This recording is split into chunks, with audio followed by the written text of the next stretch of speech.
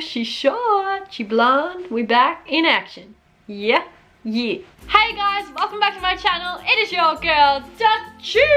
And welcome to my first episode of my new sex education series. I have been getting a lot of questions on my Questions You Can't Ask Your Parents videos to do with sex. And to do with your first time, or positions, or specific queer sex questions, which the limited sex education that we do receive when in high school or secondary school is most of the time, unfortunately, limited to heterosexual sex. So it makes sense that a lot of you guys have questions about lesbian sex, gay sex, just sex in general. So there's going to be multiple episodes to this sex education series. Today I'm starting off with how to have safe lesbian sex. In future, you can look forward to episodes on masturbation, actual sex positions, going more in depth with safe sex practices and things like that. Not just for queer couples, but also heterosexual. Obviously, I'm not going to neglect that, but obviously you do get some sort of education on that in high school, and as my channel is a queer channel, I will be focusing more on those topics, but obviously I won't be neglecting that either. And a lot of the stuff surrounding sex is similar. Sex is sex, no matter who you have it with.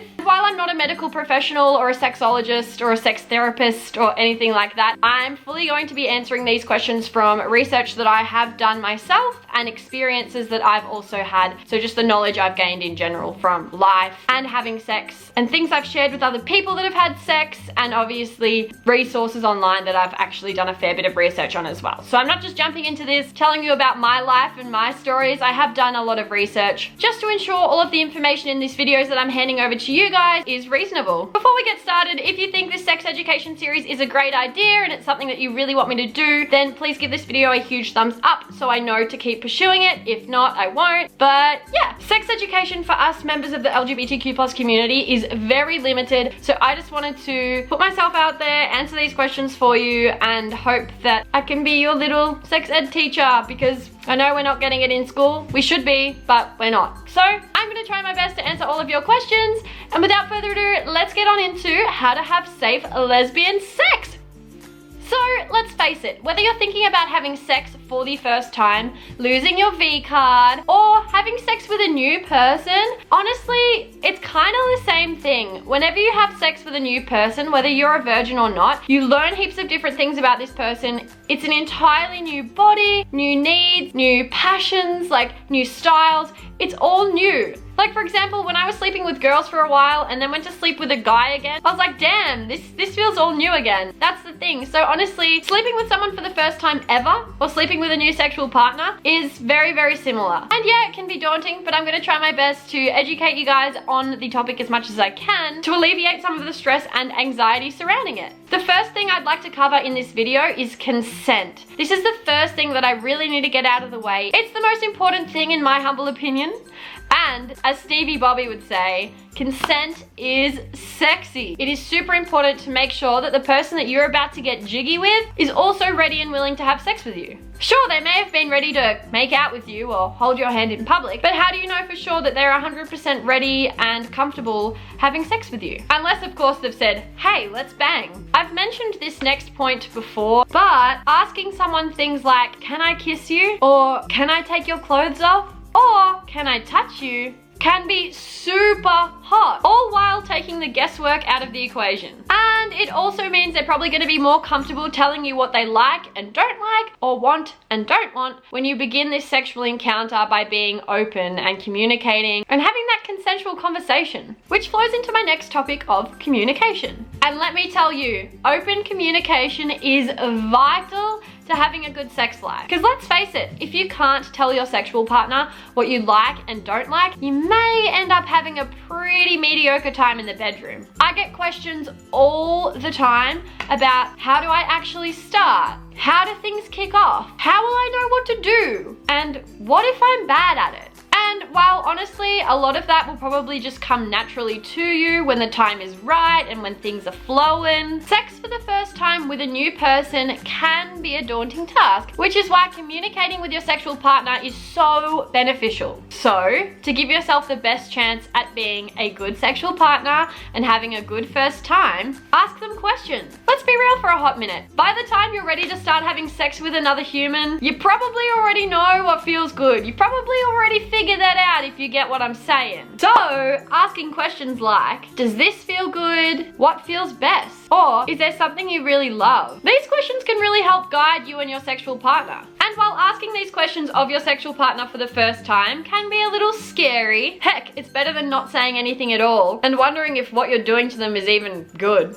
Right? And as we know, communication is not just verbal, especially when it comes to the bedroom. Body language is big in the bedroom. So if you notice that when you're touching them in a certain spot or doing something to them and they start moving in a certain way, grinding, like moving their hips or like moaning or breathing heavier or something like that, these could all definitely mean something, so take note of that. When this happens, to make sure that you are doing the right thing and they are feeling real good, you can ask questions like, do you like it when I do that? And see what they say. They may even say, yes, but I'd like it a little bit faster, or yes, but you could also do it like this, and even offer up ways for it to be even more pleasurable for them. It's also important to keep in mind that what feels good for you and might get you to orgasm may not necessarily be the same for your sexual partner. Just because you like butt stuff does not necessarily mean that they will too. And I think it's also important to mention that yes, sex with someone for the first time, whether it be a new sexual partner or you losing your virginity, can be awkward. Things can happen. You can bump noses when you're kissing. You can get into a funny position. Funny noises can happen. When that happens, it's super important to just laugh it off and give them a kiss or laugh it off. Just keep banging. Because like, yeah, sex is meant to be fun. It's not meant to be a chore. It's not meant to be a task. And I don't know, all part of it, I guess. Something to laugh about later. You can also ask your partner about sexual fantasies. Tell them your sexual fantasies. Ask them what turns them on and what doesn't, so you can avoid that. Conversations like this can often happen in the lead up to having sex, whether it's over message if you've been talking to this person for a bit, or sometimes in person as well, which can give you a great idea of what to do and what not to do leading up to having sex with them. And while obviously you want to please this person really badly, don't forget to ask for what you want and tell them what you like in return when it comes to the reverse. Be open and honest at all times. If something doesn't feel good or could feel better elsewhere, tell them. Or even better, show them. Move their hand, face, mouth, position them differently to a place that you know feels good. Trust me, that is hot. Okay, so now we've covered consent and communication. Now let's get into lesbian sex. I'm also happy to film like a more in-depth video on actual sex positions and how to do them and what, I guess, things to try in another video, but this one's gonna be kind of general. So I just thought I'd provide you with a few common ones. I'll just get some pics here. I saw Stevie do this in one of her videos. I'm just gonna grab a couple and put them on here for you. Now to actually get into a place of where you and your sexual partner are gonna do the deed, this is completely subjective and it differs from person to person. However, I think having sex with a new person for the first time is always most comfortable in like a safe and private environment, such as someone's bedroom. Light some candles, play some music, put a movie on in the background, do things that you would normally do together. You don't have to make it a big, scary, daunting task. Just see where the night goes. And if you start making out and things start to get hot and heavy, just see where it goes. Go with the flow, don't get too stressed out or anything. Everything will honestly happen naturally. If you're both willing, the consent's there, the communication's there, it's going to be such a nice night or day or morning. Foreplay is also super, super duper important. I honestly think it's my favorite part of sex with anyone, but yeah, so that'll come as well and that's super important, but I can do a whole video on foreplay too. You can always just start by touching each other in places slowly, keep that conversation up and see where things go. The thing I love most about girl on girl is the possibilities are endless. Using your own body parts to have sex is super fun, and then you can start incorporating toys and things when you become more comfortable with your sexual partner, which I can also make a video on, let me know. And lastly, how do lesbians have safe sex? What are some precautions and some things that you can do to ensure that you're not spreading infection? So I've just got some safe sex practices written down here in my note. First of all, the first thing you should be doing with any sexual partner, regardless of their gender, is get tested. It's important to, especially if you've had multiple sex partners in the past, it's important to get tested and to discuss what you've been tested for